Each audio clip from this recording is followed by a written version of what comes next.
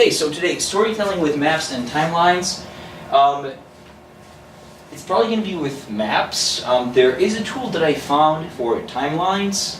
It is great, but it requires a lot of attention to detail. Essentially, it wants you to put together a small, very simple database with a spreadsheet, meaning that you have to be very, very attentive to how you structure that spreadsheet, or else it's just not going to work. If it works, it's beautiful. If it doesn't, it is very frustrating. I decided against introducing it today simply because we would be, I think, losing a lot of time troubleshooting rather than talking about the things that are important. So we're just going to focus on maps and mapping in general.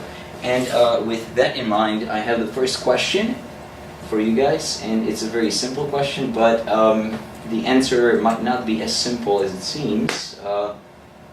Why maps? If you have your smartphones, you can pull them out.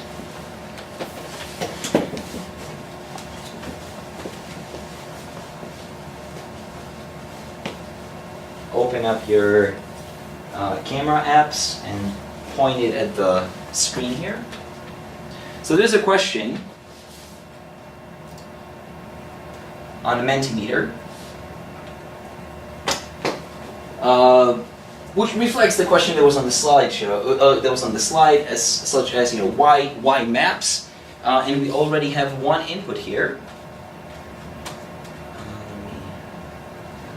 I can make the full screen here. Okay, to situate a story, I want you to, take a minute, 2, 3, 4, maybe talk with your neighbors or think on your own about why else might it be useful to use maps. I mean, it's not storytelling. You're talking in the context of storytelling, but for the purpose of this initial conversation, we don't need to limit ourselves just to storytelling. In general, like whatever comes to your mind, because it is arguably not the most intuitive tool for language classroom. To organize the thoughts, it allows you to see things and patterns much faster. Okay, I really like the idea. Well, the idea to situate the story is obviously the sort of go-to, and it fits the theme of this semester. Your ideas flow, okay.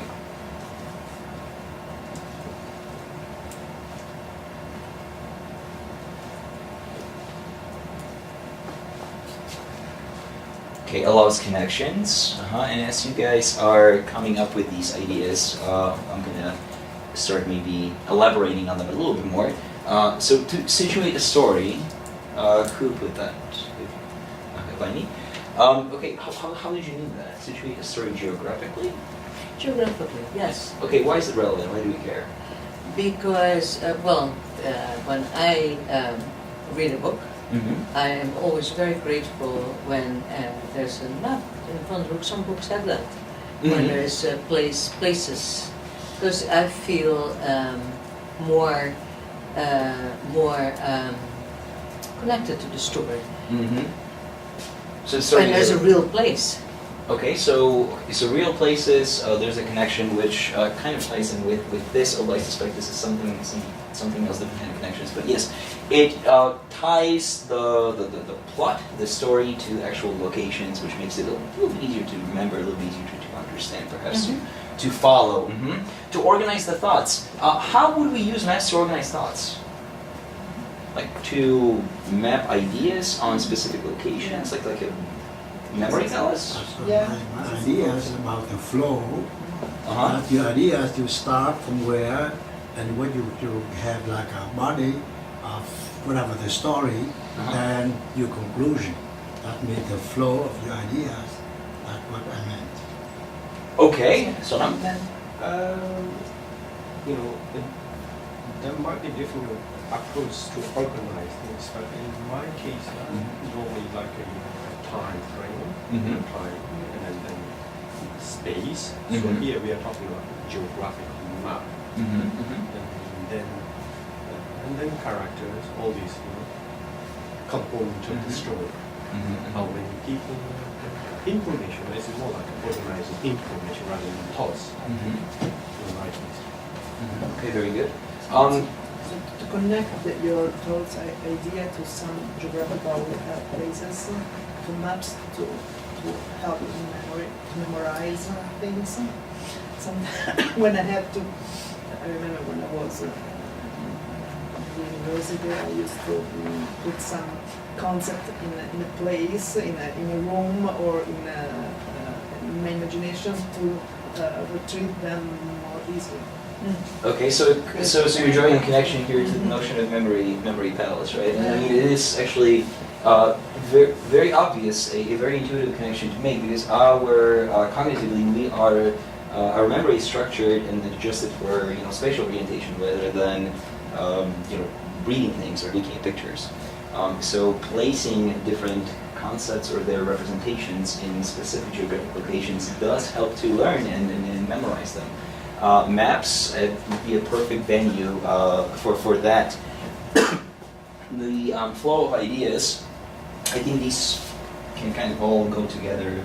Thoughts, ideas, and things kind of flowing and being and being more or easier to remember, to memorize. Now, can you think of specific examples where maps would be helpful didactically? Specifically for language teaching or language learning. Alessandra has already kind of hinted at that. What else?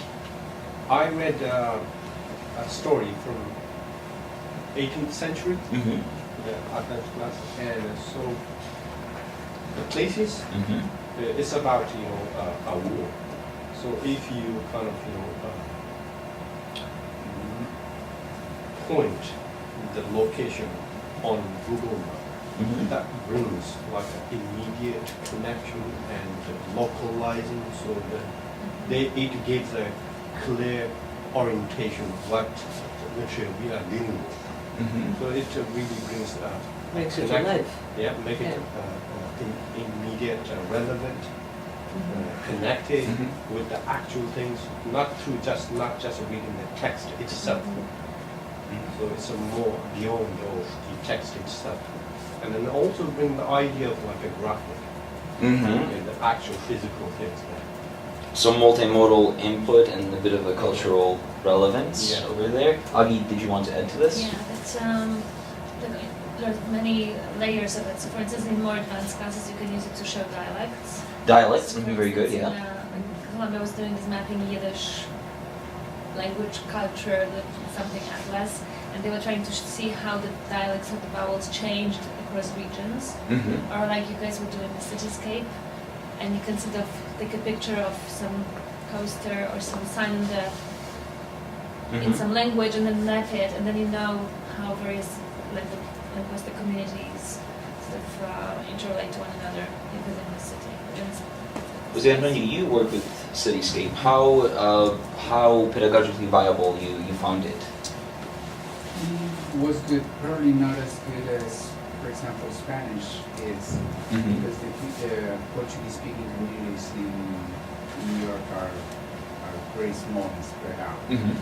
So, but it was good to see at least not a real development of the language, but how the language is situated within the confines of New York. I've been thinking about this more as a project for my Portuguese or Spanish, or my Portuguese course in Brazil. So I'm looking forward to have Cityscapes working again, so I can do it with my students in Brazil. So here we really started talking about specific projects, right? Task/project-based learning and specific things that we can do with maps, such as mapping linguistic variation or dialectal variation, mapping languages spoken within certain communities, right?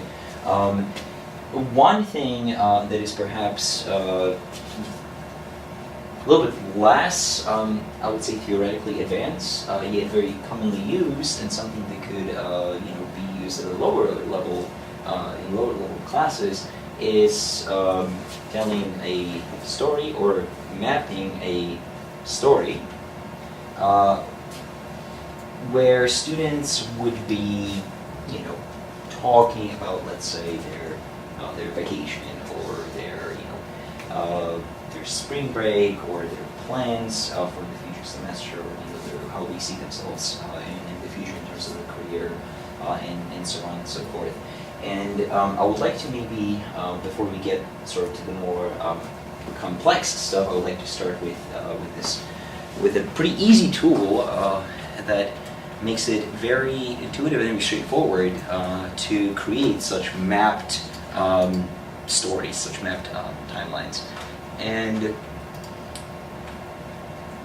the tool that I have in mind is called StoryMap.js. Has anyone worked with it before? No.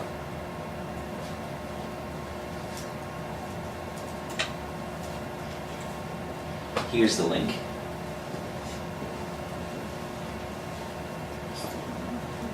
StoryMap. nightlab.com.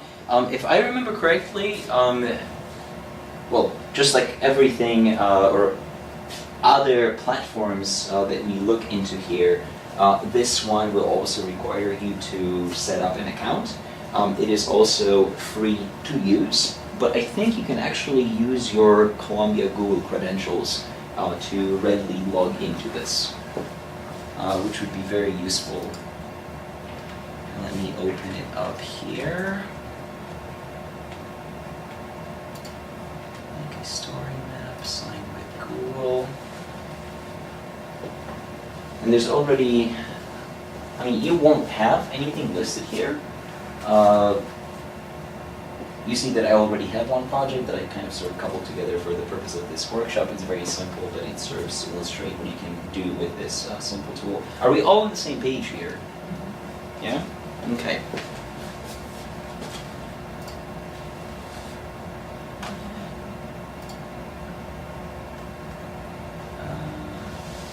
Let's see.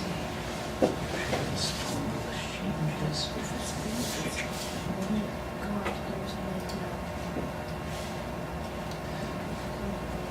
So this is kind of what, before we start working with this hands-on, I wanted to sort of show you what you can do with this. So it is essentially a slideshow that has a mapping component to it, where you can mark certain or pin certain locations and illustrate them with online artifacts. Now when I'm talking about online artifacts, I mean all sorts of media ranging from videos, images, textual references, and whatever you want. So you'll see that the first slide or the first location for me, it would be Dubrovnik. I have a very short description here, and I chose to visualize it with a short video that plays in this nice little box. Then if I move forward, it moves you up on the map or down or in whichever location your next slide is in reference to the first one, the previous one. Here I only have a picture and again a title, short description. Then I have another video in Zagreb which I pulled not from YouTube but from Vimeo, and then going back down to far I have a picture. So this kind of gives you an overview of what you can do with it. It's pretty simple. By no means does it get into the kind of linguistic landscaping or mapping that we mentioned here. But I think in conjunction with the topic today, it is a worthwhile tool to explore. So let me then go back to my maps, and this is something that we can do together. So if you click New,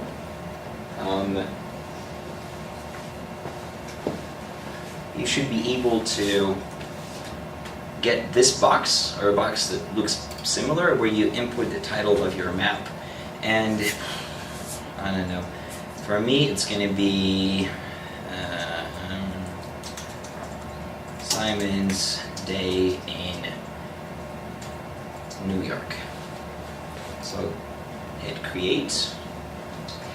So this is the beginning. This is what we're starting with.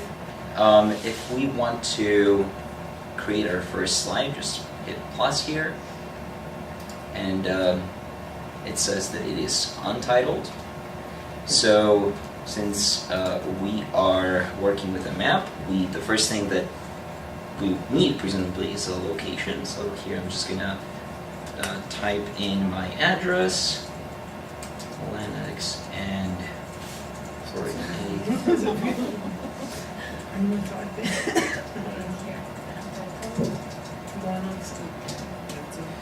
and you can you know, type in whatever you want. Okay, so this is going to be my my first point on the map, my first slide. And the headline here is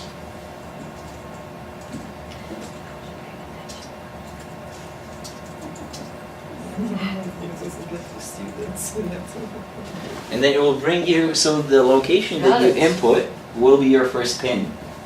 Okay? And from here we're gonna work on filling it out. So this is the title, and I'm just gonna write a short description. This is where I wake up. And this is pretty straightforward, I would say. Now what's interesting is what is happening on the left hand side in the media box, which is where you can either upload an image, if you have one, or you can pull one from the internet by pasting a link into this box right here. So what I'm going to do is I will go to YouTube, and because I live in Harlem, I'm going to look for videos of that. New politics, Harlem history, walking in Harlem, that's pretty good. Okay, share. I'm gonna copy this link and move it over here.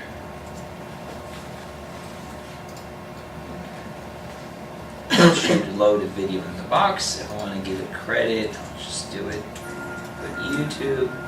And then my caption is in the, this is what Harlem looks like. That's kind of it. I mean, there are, you know, other things that you can do with your pins. Notably, when it comes to the description, you can, you know, make it bold, you can make it italic, you can insert hyperlinks to it. You can choose the shape of the marker and then the background if you would like.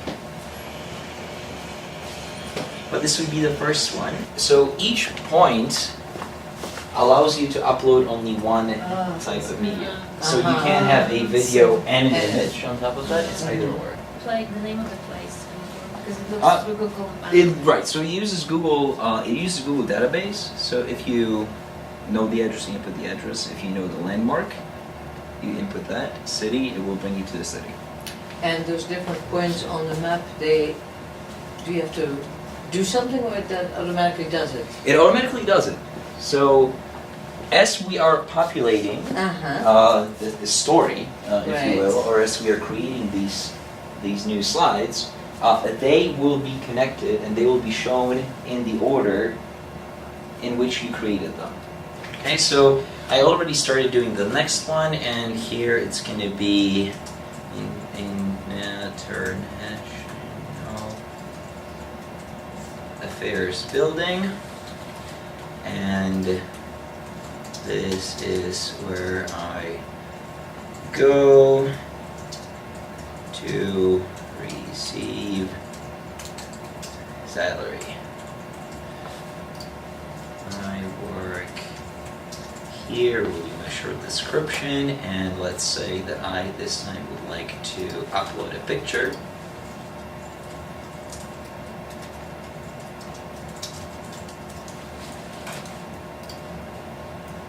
And I can open this,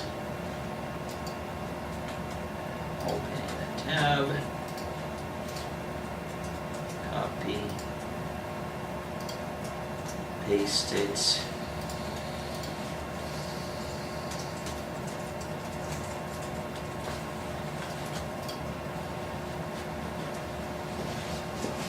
Okay.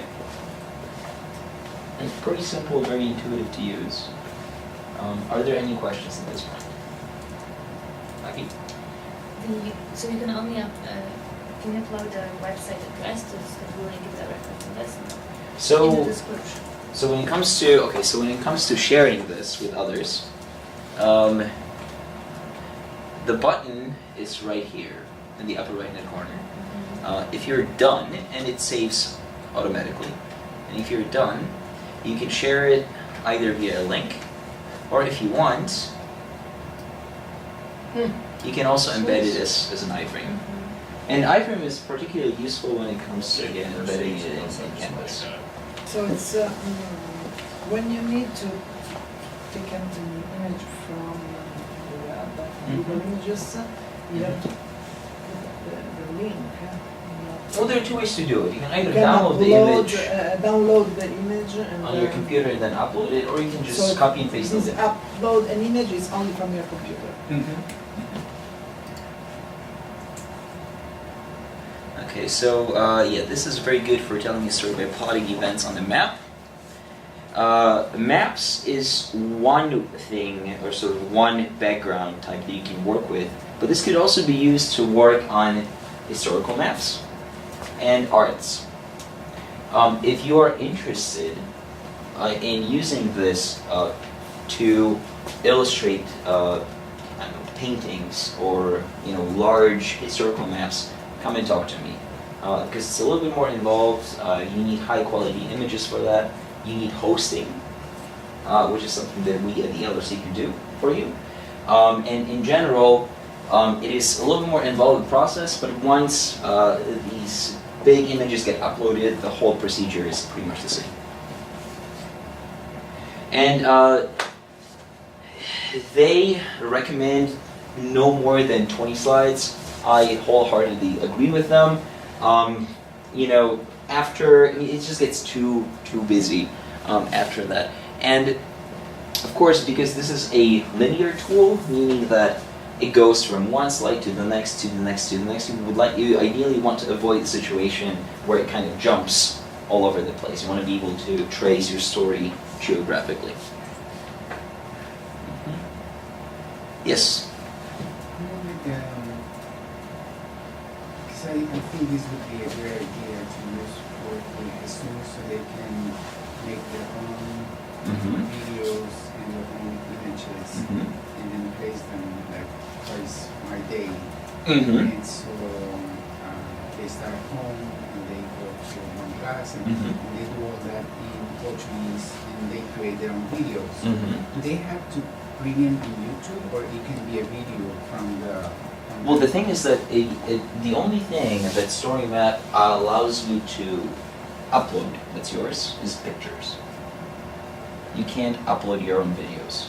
That being said, everybody here at Columbia has a YouTube account, including your students, where you can just throw everything on YouTube and then link it over to... And if they create it in YouTube, they can create it privately in YouTube. Even if it's a private. So it's not public. They can create it. I mean, they can choose however, whatever permission access or whatever permissions they want. It could be public, it could be private. Because Yes. some students don't like to put themselves on. Some of them do, but some others don't. So you can do it private. Okay, thanks. That's a great tool. So the images can only be from your computer and videos only from online sources. You cannot have an image from online source. You can. So now that it is saved, I will go to preview. How do you save it? It saves automatically. Okay. So this would be my first location. And this is the Harlem video that I found. And now I only have 2 points. Yeah. Right, and here is where I go to receive salary. Can you click on the map overview? Map overview. Yeah. In map overview, it shows you Yeah. all the points that you. So is it possible? No, okay. Is there any way can You have to take it, okay. to get a bigger overview? No. No. No. That's all. What it will do, it will find all the points that you have added to the map and zoom on them in a way that allows to see all of them. and how they're related to each other, how they're connected. Mhm. So this is more like the site itself is for written news. Well, it's Unless it is a YouTube video. you can add YouTube videos. Yeah. With Yeah. YouTube video, you can say something, but if it is an image, still image, so it's going to be just a written Mhm. image. Okay. But you have video, you have image, but you can also add audio. Ah, Again, you can't upload your audio. It would have to be done similar to YouTube through a hosting service, like SoundCloud.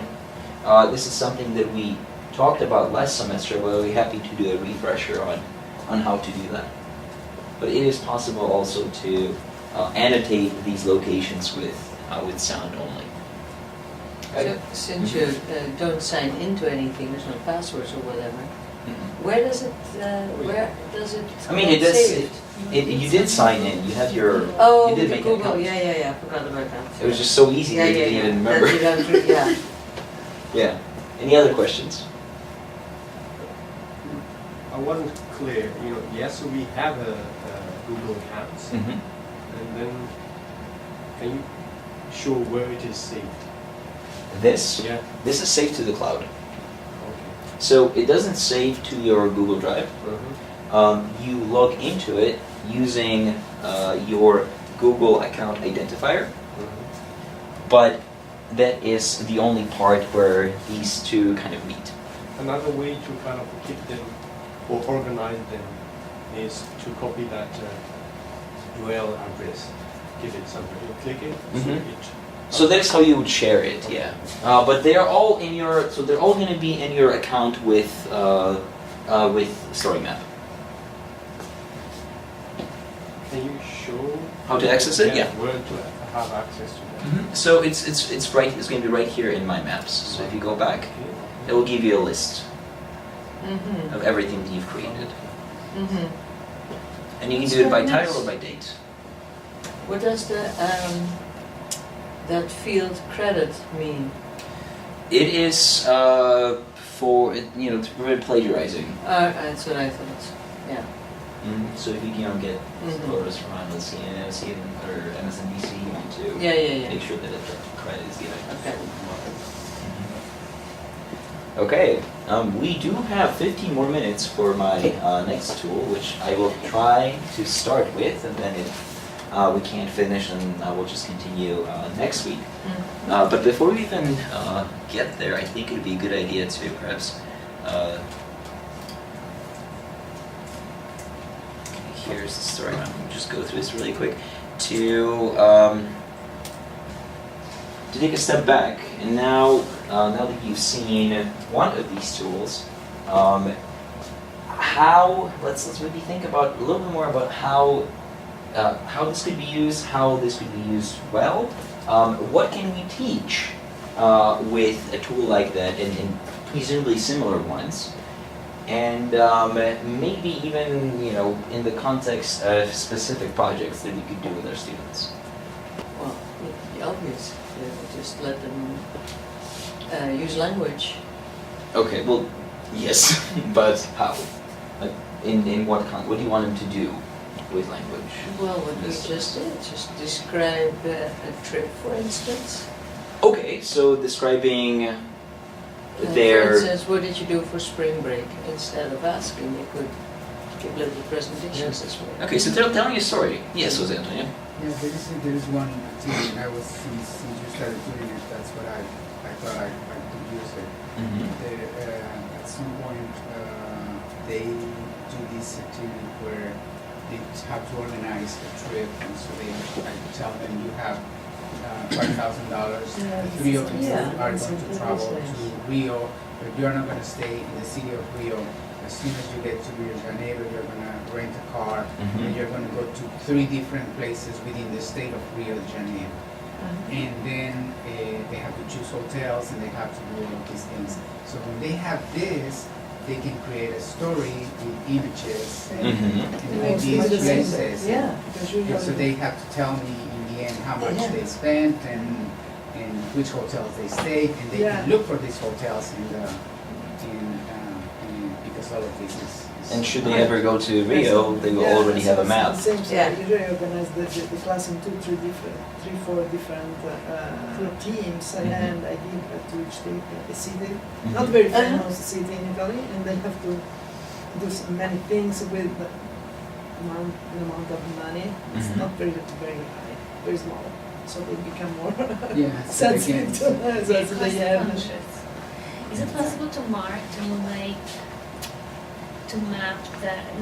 to connect the dots on the map? So, because we mark points, but if we want to tell the story, They're already connected. but only if you move like from 1 to 2, right? It's not like you can draw and. They will. So if you go to, if you're still, I Yeah. kind of exited the app, but if you're still there, you can go to Overview, which should be in the upper left-hand corner, or Map Overview. No, so you go. It's like, look here, it just shows me this one point. So like. So go to Preview. And then go See, this to, is- click on your first slide. Okay, and then go to Map Overview. Oh, this is much nicer. I mean, it does show you Uh-huh. other connected. You can go But to it doesn't different show you colors which one maps. is first, so you Yep. cannot. Look, this is just much nicer when you go to Yeah, I just changed it to the Change one. to- You change can the maps. you can change the maps too. Yeah. It doesn't you can change the maps. You can change how Instead the of black and markers white. are Yeah, yeah. displayed.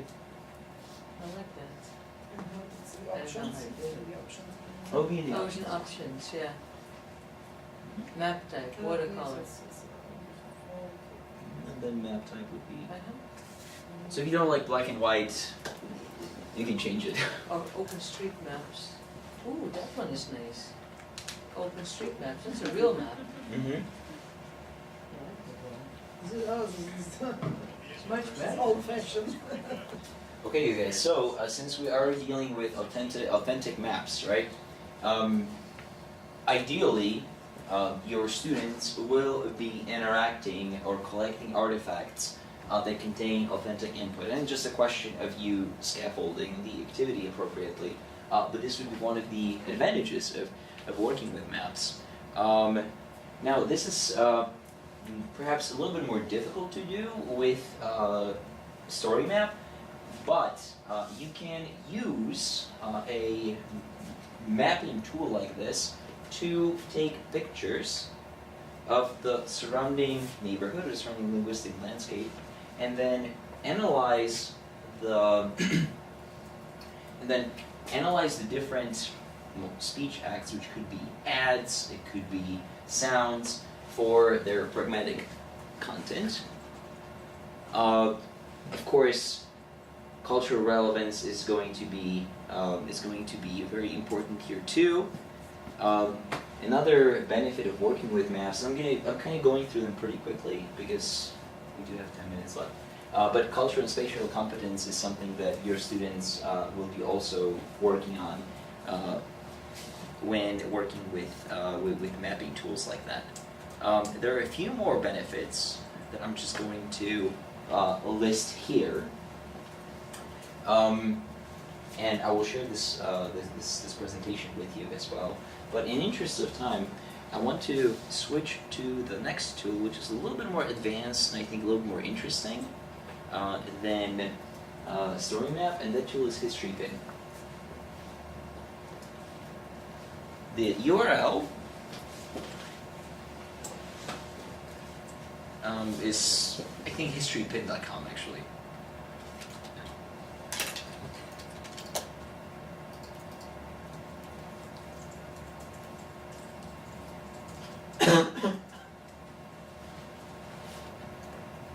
And I will give you a couple minutes to to create your accounts, which I think you can also do with Google. Mhm. So I already started working with this platform a bit. I don't have a whole lot in it, but what I have should be enough to at least start a conversation and show you a couple things. So this is a little bit different than story map JS in the sense that it doesn't, it's not a PowerPoint, and it is not a tool that allows you to tell a chronologically structured story. This is strictly a, well, at least, I mean, it does have this function, but it lets you do more. Strictly, this is a mapping tool, meaning that you can create different kinds of pins and put them on a map.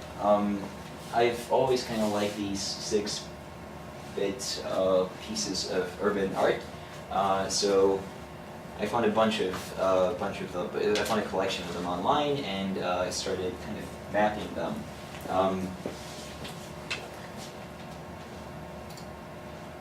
So, okay, I'm just gonna go back here. So here I have, where is this? This is a pin. So I have one pin here that I created.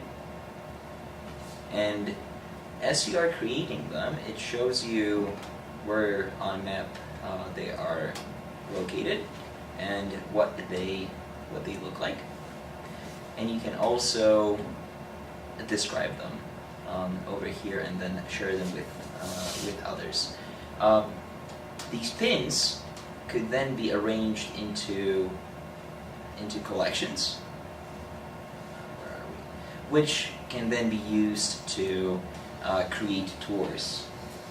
So essentially, the kind of storytelling functionality is here. This tool does have it, but it is kind of disguised as a tour.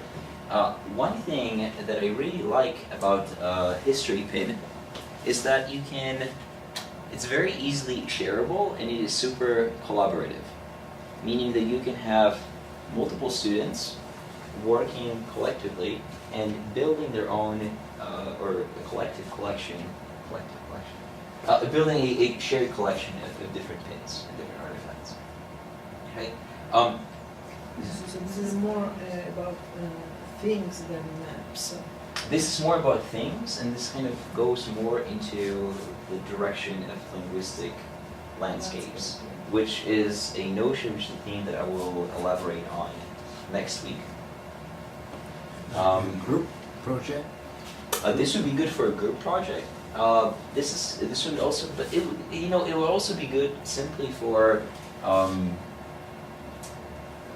sort of general use of, depending on the class that you're teaching and what it is that you're looking into.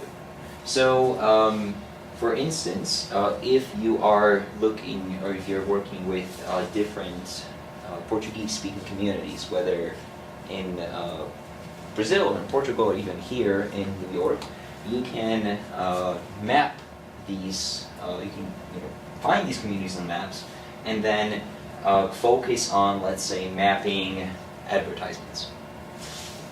And you're looking into the kind of language that is used in these apps, or in these ads, and so on and so forth. But like I said, this is probably something that I will get into more detail come next week. If you don't think you will be able to make it next week, I am always available, so just shoot me an email and I will work on this with you individually, as well as on StoryMap.js if you need any further assistance with it. Okay? Let me go back to the slide here. Okay. And so for today, that's all I got. Thank you. If you need, if you have any questions, I'll be sticking around here.